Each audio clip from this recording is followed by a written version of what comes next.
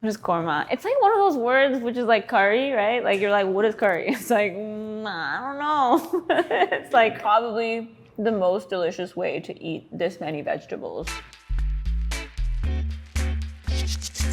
Hi, I'm Zainab. I'm a recipe developer and contributor for New York Times Cooking. I'm at the New York Times studio kitchen today, and I'll be making vegetable korma. This style of vegetable korma is typically made in the south of India. Korma can be made with any kind of meats or vegetables. It's just a style of cooking, of simmering in a sauce. Typically it's a creamy sauce. Traditionally it uses fresh desiccated coconut, but I will be making it with coconut milk. The other aspect that we're simplifying is instead of making a paste with cashew nuts, I'm just gonna use some cashew butter. It's a great shortcut without sacrificing any flavor. All right, we're gonna start by heating the ghee or clarified butter. I like to use clarified butter because it has a higher smoke point.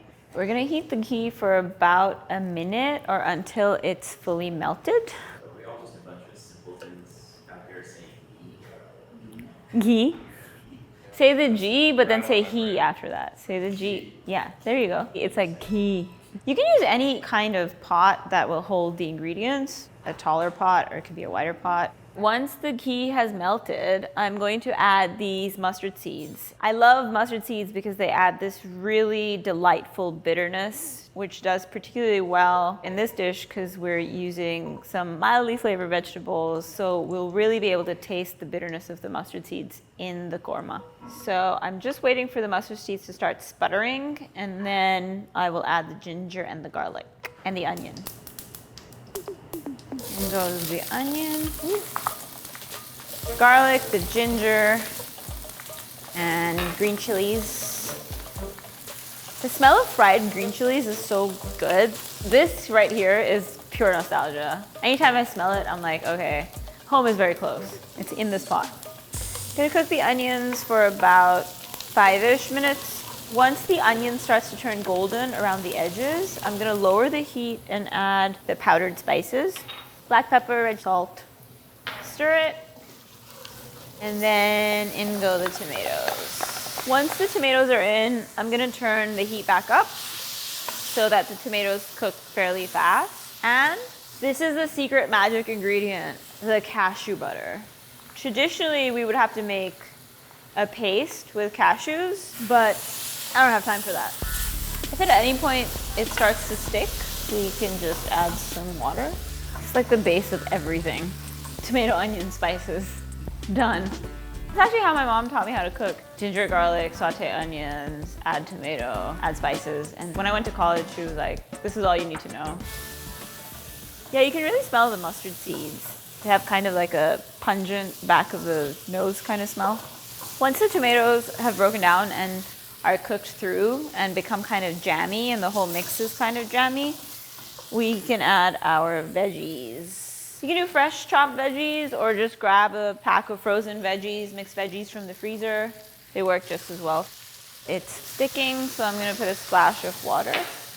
We're just gonna stir so everything gets nicely coated with the flavoring elements, like the spices and the tomatoes and the onion, and then we're gonna add the coconut milk, and the veggies are gonna cook in the coconut milk.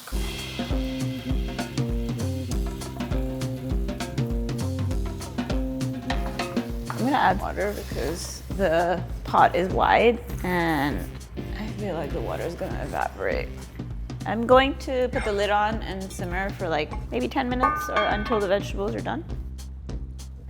We did it. All right, it's been simmering for 10 minutes and some of the liquid has reduced, but we still have a fair amount in there, which basically makes the sauce for the korma. We're ready to eat.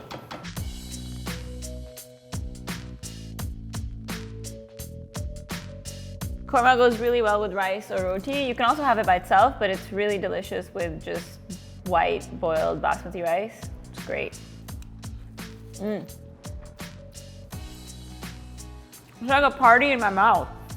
It's not a very spicy dish. It's actually quite delicately flavored and delicately spiced. So you can taste the bitterness from the mustard seeds, the sweetness from the corn and from the carrots, the nuttiness from the cauliflower.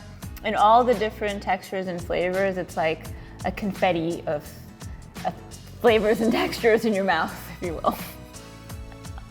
You can find this recipe at NewYorkTimesCooking.com or in the link down below. Eat food, guys. Eat food. We're here to help you eat food.